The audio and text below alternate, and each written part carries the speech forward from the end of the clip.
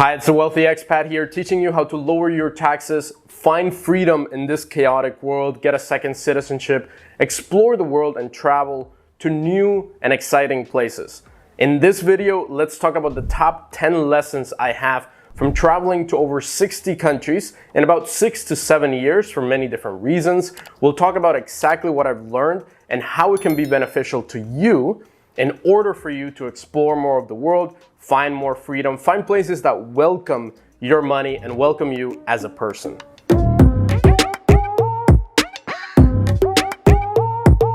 I've been traveling for about 6 to 7 years for many different reasons. The first one was actually judo. That's a martial art. I used to be a judo athlete, traveled to many different places in order to go to judo championships. We used to go to regional, Latin America championships, world championships, European championships, all these different tournaments and training camps.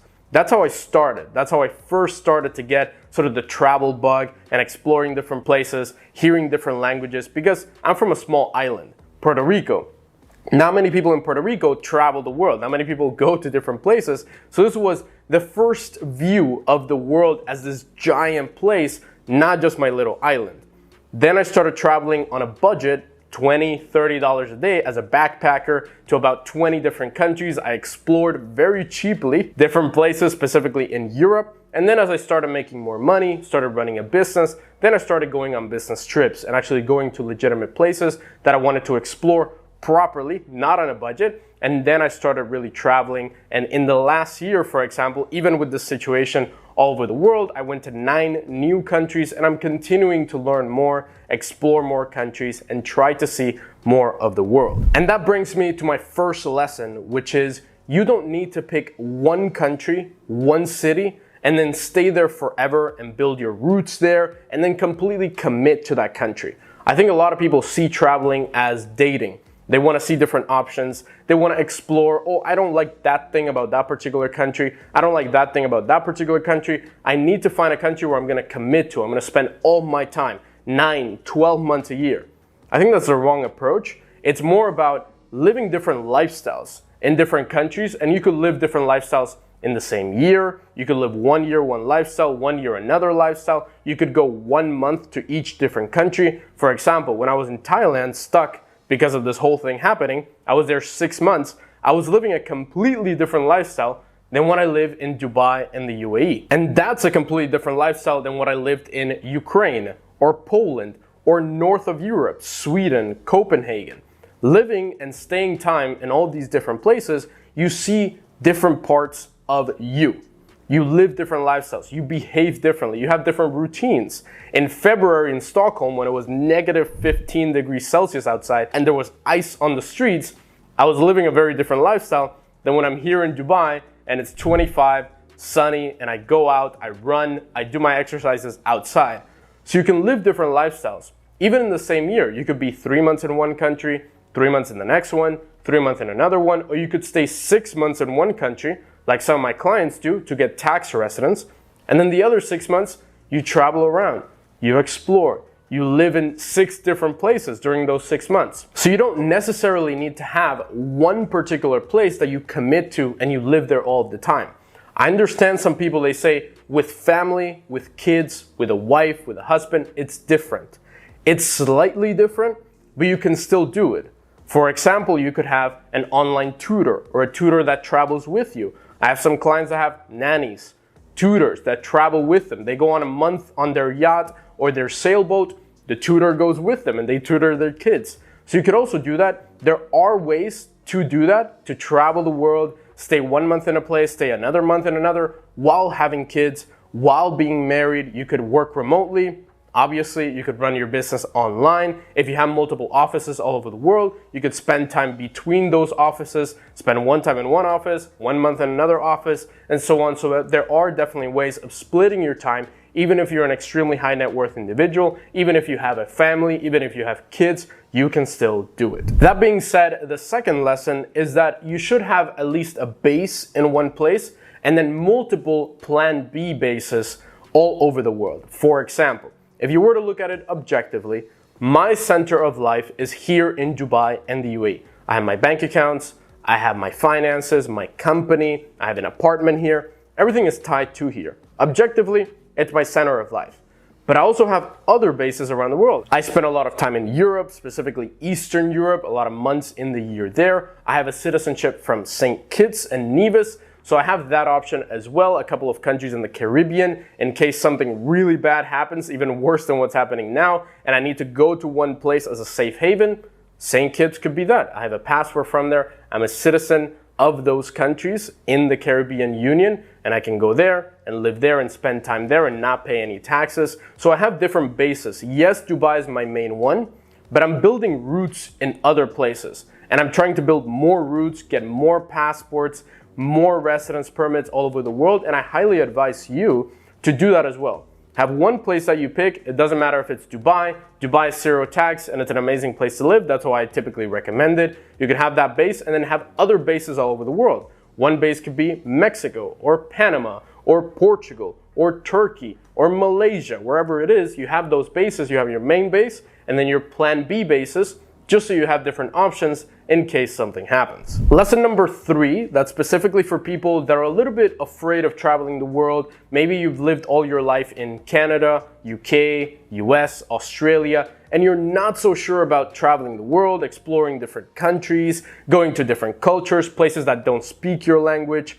The reality is that 95% of people are kind, helpful, nice people all over the world. For example, when I was in Cyprus, a place that speaks Greek, or at least the part where I was in Ayanapa, they spoke only Greek.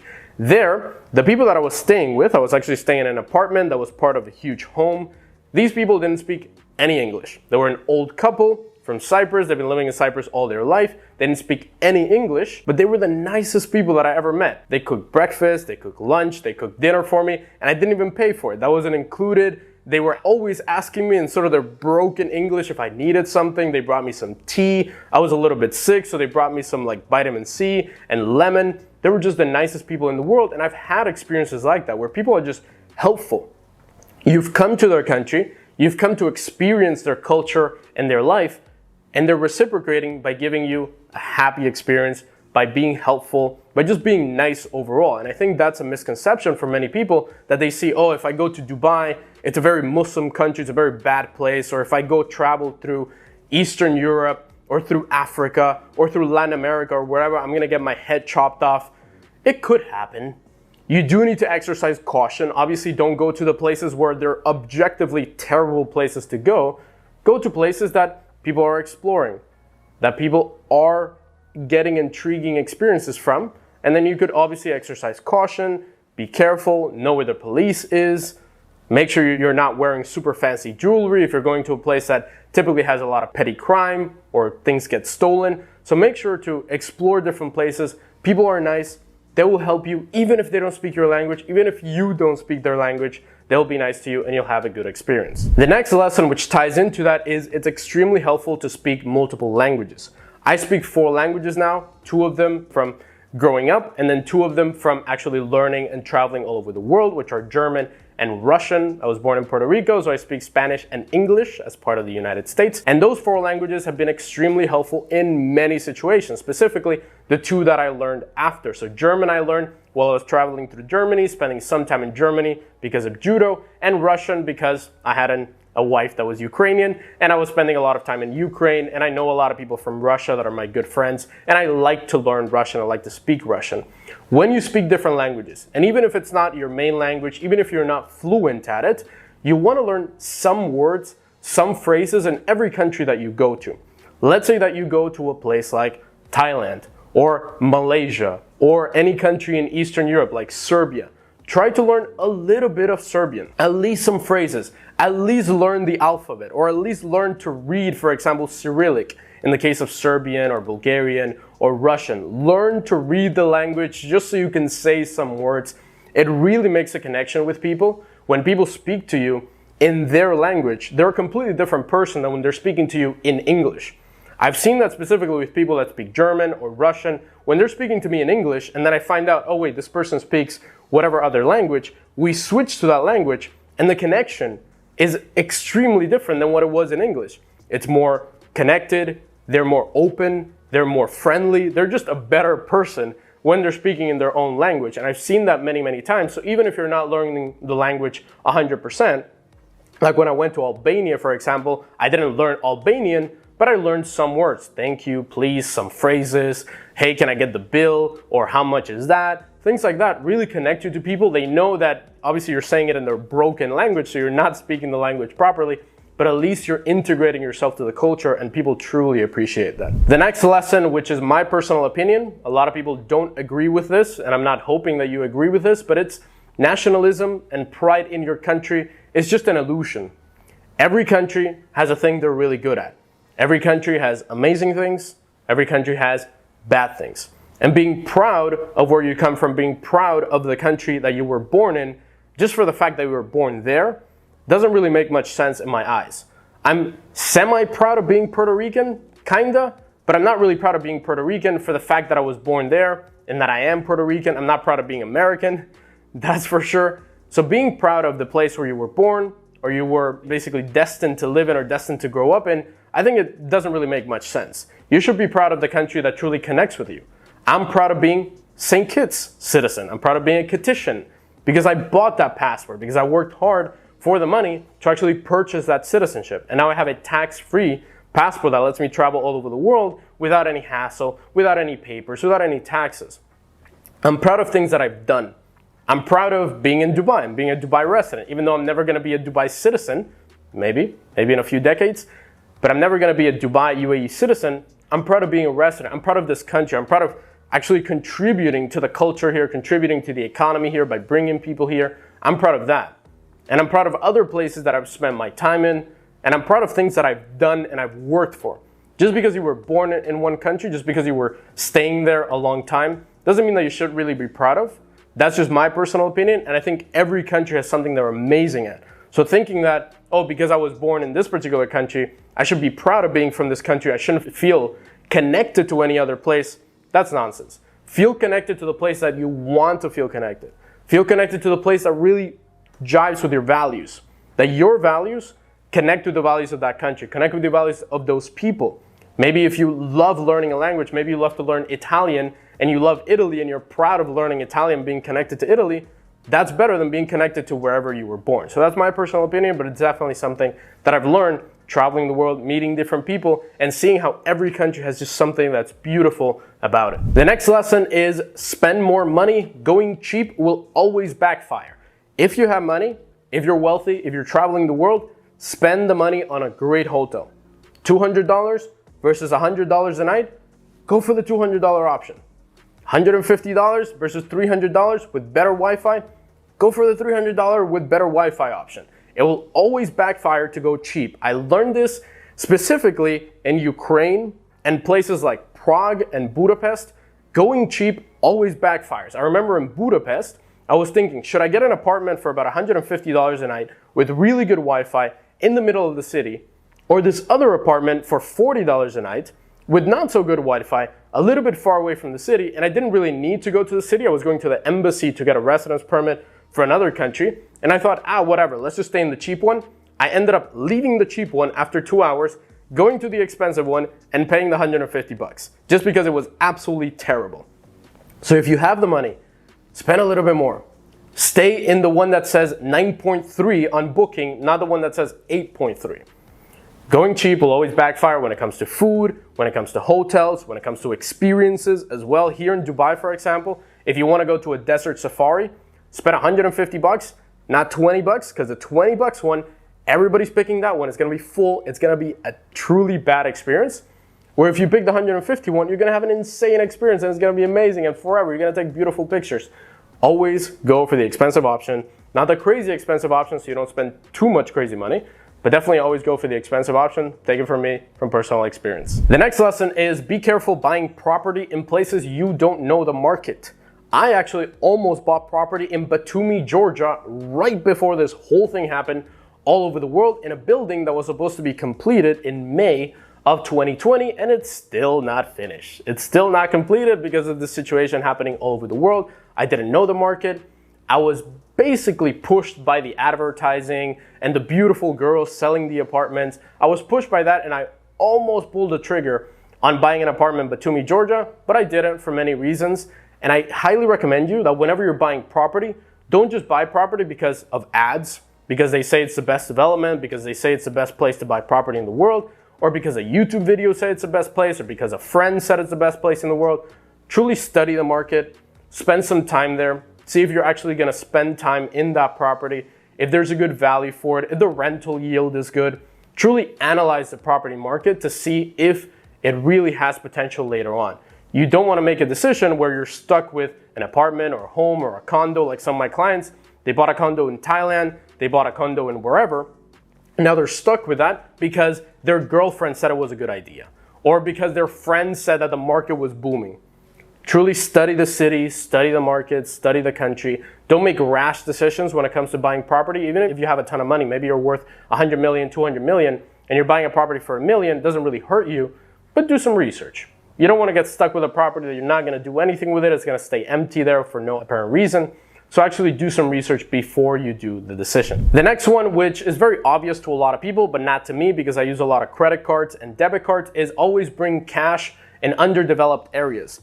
I got this lesson in Greece and Albania. A lot of places do not take card, specifically in touristy places in Albania or places like that, like Montenegro. It's all cash. And I had multiple situations when I went to the restaurant. I was like, oh, I'm gonna pay. And they said, oh, okay, give us the cash. And I said, no, I wanna pay with card. No, we don't take card, we take cash. And then I had to go to the ATM 20 minutes away, come back, leave them my ID so they knew I wasn't gonna run away without paying them, and then come back and pay them in cash. Many places don't accept crypto, many places don't accept card, so you always carry cash, specifically in places that are underdeveloped, that are not super developed like here, Dubai and the UAE. I never use cash in Dubai, but in places, little off the beaten path places, definitely bring a lot of cash with you so you don't have that issue. Lesson number 9 is learn a little bit about the culture, the country, the geography, and the history.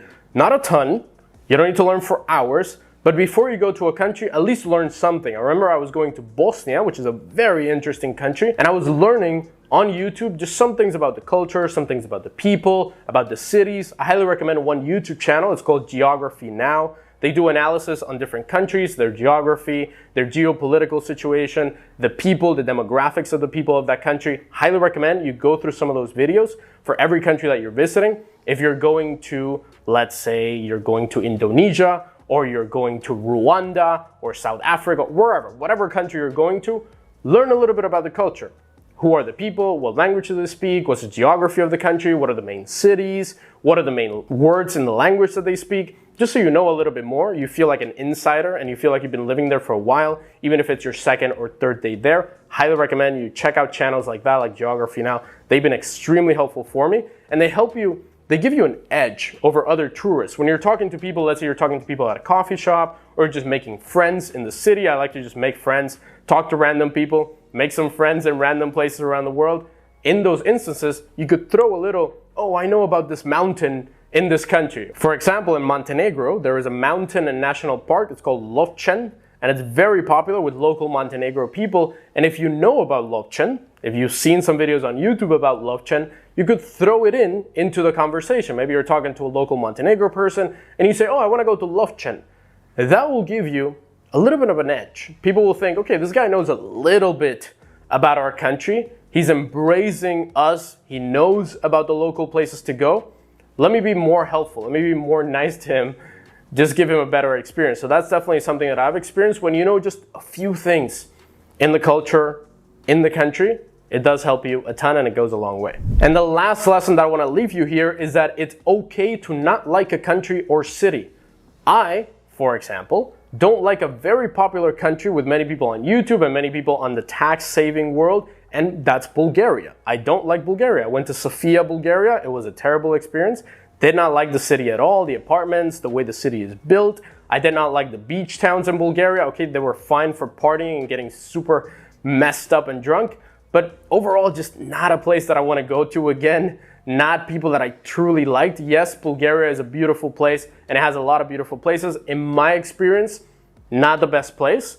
And for you, Bulgaria might be the best country in the world. And it's okay to not like some countries. Maybe you hate St. Kitts and I'm a St. Kitts citizen. I don't care. It's your personal opinion. Maybe you hate Dubai and you think the UAE is trash. That's fine.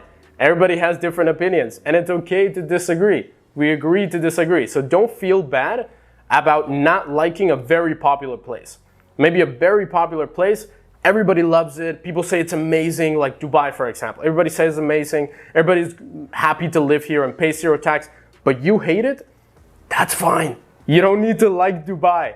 You don't need to like a certain place just because other people like it. That's definitely something. There are some places that I just truly did not like and other people love, and that's fine. Awesome. Those are 10 lessons from traveling to over 60 plus countries. I hope it motivates you to travel the world and go out there and explore. If you want to work with me to lower your taxes, get a second citizenship, move abroad, and just explore the world better, click that first link in the description, book a one-on-one call with me, and let's sit down and see what your options are depending where you are, what your business is, if you have crypto, what are your options around the world. Click that link in the description and check that video that's gonna pop up right here. If you're looking to live in one particular place, what are the 7 easiest residence permits that you can get all over the world so you could move to another place, so you could live in many different places all over the world. Check out the video right now, subscribe, hit that notification bell, that like button down below, and I will see you on the next video.